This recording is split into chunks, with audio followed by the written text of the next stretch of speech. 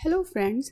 बिटाना वहाँ आ जाती है और जिंगसो को अपने पास बुलाती है और बोलती है किसी क्वाइट जगह पे चलते हैं, और अपना हाथ पीछे रखती है जिसमें उसकी स्टैम्प होती है जो कि जिंगो को हेल्प भेज सके। जिंगो उसके पास आ जाता है और जैसे ही बिटाना उसे मारने वाली होती है तभी वहाँ से ड्योन आ जाता है और बोलता है तुम यहाँ उस लड़की के पास क्यों आए थे, और उसे मुक्का मारने वाला होता है। तभी बिटाना उसका हाथ पकड़ लेती है और बोलती तुम्हें पता है ना तुम पे केस हो जाएगा, और हाथ छोड़ती नहीं है। बाकी पुलिस भी आ जाती है और जिंगसो को ले जाती है। ड्योन बिटाना को अपने साथ उस लड़की के घर ले जाता है और बोलता है देखो अपनी जजमेंट का नतीजा, अगर तुम उससे इतनी आसानी से नहीं छोड़ती तो उसके पेरेंट्स का विश्वास लॉ से नहीं उठता और वो ये सब कर नहीं पाता। बिटाना बोलती है इसमें मेरी क्या गलती है, मैंने तो लॉ के अकॉर्डिंग ही उसको पनिशमेंट दिया है। अब अगर वो साल के बाद आता तो ये सब नहीं करता क्या।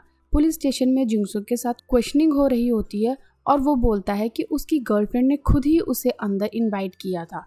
तो वो पूछते हैं कि हथौड़ा क्यों लेके आए थे, तो वो बोलता है क्योंकि उसे कहीं कील वगैरह लगवानी होती।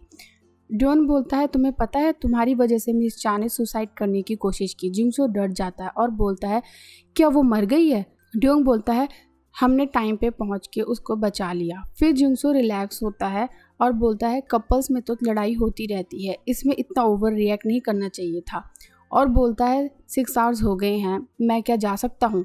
जिंगसो पुलिस स्टेशन से बाहर आते ही मिस चा को मैसेज करने लगता है, पर तभी ड्योन वहाँ आ जाता है और वो अपना फ़ोन छुपा लेता है। ड्योन उससे बोलता है चलो मैं तुम्हें घर छोड़ देता हूँ, तो जिंगसो मना कर देता है। पर फिर ड्योन बोलता है चलो मेरे साथ, और मेरी नज़र हर टाइम तुम पे रहेगी। अब बिटाना चुपके से उन्हें देख रही होती है। बिटाना का असिस्टेंट बोलता है अब हमें ये केस छोड़ना पड़ेगा क्योंकि वो लड़की तो जिंदा है। बिटाना बोलती है सांस चलने का मतलब ये नहीं कि वो जिंदा है, कि उसकी ज़िंदा रहने की इच्छा ख़त्म हो गई है, तो ये एक तरह का मर्डर ही है। फिर बिटाना बोल ये ड्योन मेरा सबसे बड़ी मुश्किल बन गया है, वो मेरे रास्ते में आ रहा है। तो उसका असिस्टेंट बोलता है उसको रास्ते से हटा देते हैं क्या। वो बोलती है भूल गए क्या, जिसे हमें मारना है उसने मर्डर किया होना चाहिए। जिंगसो का अरेस्ट वारंट आने वाला होता है, तो बिटाना बोलती है अगर उसका अरेस्ट वारंट रिजेक्ट हो जाए तो। उसका असिस्टेंट बोलता है सारे जज तुम्हारी तरह थोड़ी ना है। बिटाना बोलती है हो भी सकते हैं। तब सीन शिफ्ट होता है और हमें पुलिस स्टेशन दिखाते हैं और उन्हें इन्फॉर्मेशन मिलती है कि जिंगसो का अरेस्ट वारंट रिजेक्ट हो गया है। सारे पुलिस ऑफिसर्स गुस्सा होते हैं और मिस चा के घर के आगे सिक्योरिटी बढ़ाने का बोलते हैं। बिटाना हंस रही होती है अपने ऑफिस में बैठ के। ड्योन मिस चा के घर के बाहर अच्छी तरह सिक्योरिटी चेक करता है और बोलता है अगर आपको कोई भी प्रॉब्लम लगे तो आप मुझे तुरंत बता देना, और वहाँ से चला जाता है। और जैसे ही वो वहाँ से जाता है पीछे से जिंगसो वहाँ आ जाता है और कोई क्रीम उनके डोर के आगे लगा देता है ताकि वह उसे देख ना सके। तभी उसके फ़ोन में किसी का मैसेज आता है और वो वहाँ से चला जाता है। फिर चा के घर की बेल बजती है और बेल बजते ही वो बहुत डर जाती है और बोलती है पिछली बार भी वही था, उसने भी ऐसे ही बोला था मैं ऑफिसर हूँ और ये वही है, और बहुत डरने लगती है। उसके डैड बोलते हैं डरने की बात नहीं है, मैं हूँ ना, मैं तुम्हें प्रोटेक्ट करूँगा। चाकू लेकर बाहर जाते हैं और हमला कर देते हैं, पर वो बंदा उसका चाकू गिरा देता है और जब उसके डैड उसका फेस देखते हैं तो वो ड्योन होता है। उसके डैड रोने लग जाते हैं।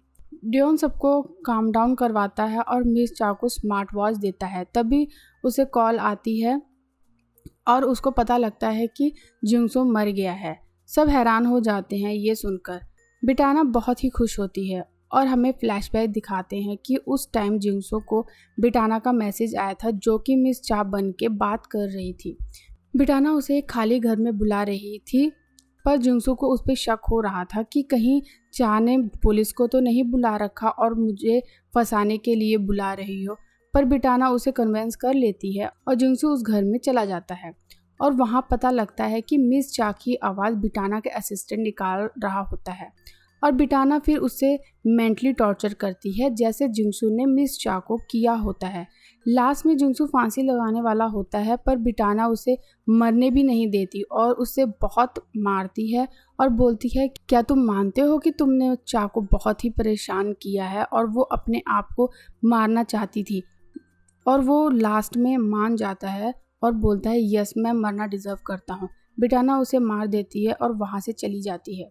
जब पुलिस को बॉडी मिलती है तो उन्हें कुछ समझ नहीं आता, क्योंकि घर तो बिल्कुल क्लीन पड़ा होता है। एक्चुअल में बिटाना ने अंडरवर्ल्ड के कुछ लोगों को हायर किए थे और वो क्राइम सीन को बिल्कुल नॉर्मल कर देते हैं, सब कुछ ठीक हो जाता है।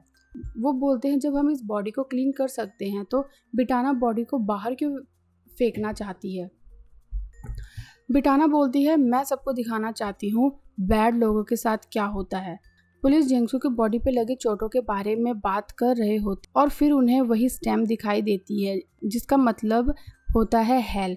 वह लोग सोच में पड़ जाते हैं। बाकी के 9 लोगों के बारे में जानने के लिए वो लोग बहुत सारे डॉक्यूमेंट्स पढ़ते हैं कि कोई और नेक्स्ट टारगेट मिल जाए।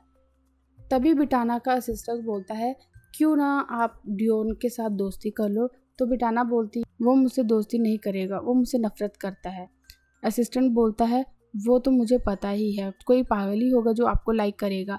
बिटाना उससे घूर के देखती है। वह बोलता है मेरा मतलब है उसकी गुड साइड पे आके देखो। बिटाना मना कर देती है और बोलती है मैं खुद ही देख लूँगी।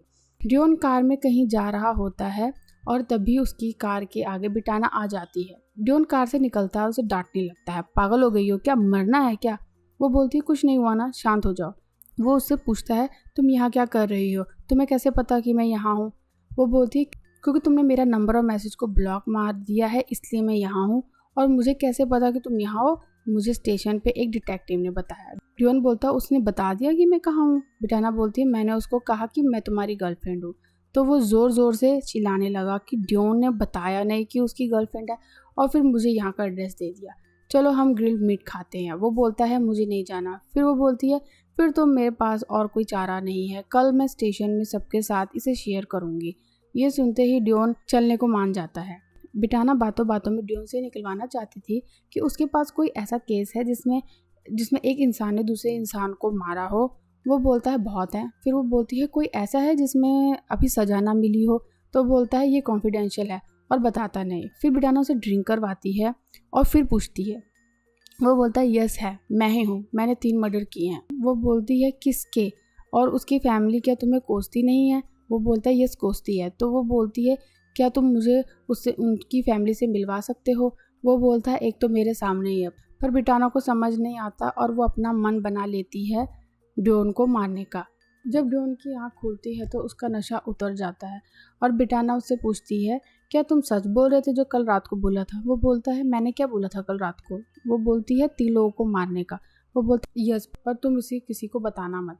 वो बोलती है नहीं मैं नहीं बताऊंगी और बोलती है अपना हाथ दो, चलो वॉक करने चलते हैं। वो पूछता है कहाँ वॉक करने चलना है तुम्हें। बिटाना उसके हाथ पकड़ती है और अपने पास खींचती है और उसको बोलती है टू हेल और चाकू मार देती है और डियोन वहाँ गिर जाता है और ये एपिसोड यहीं ख़त्म हो जाता है। Thanks for watching. अगर आपको वीडियो पसंद आई है तो प्लीज़ लाइक एंड सब्सक्राइब करना बिल्कुल ना भूलें। Thank you.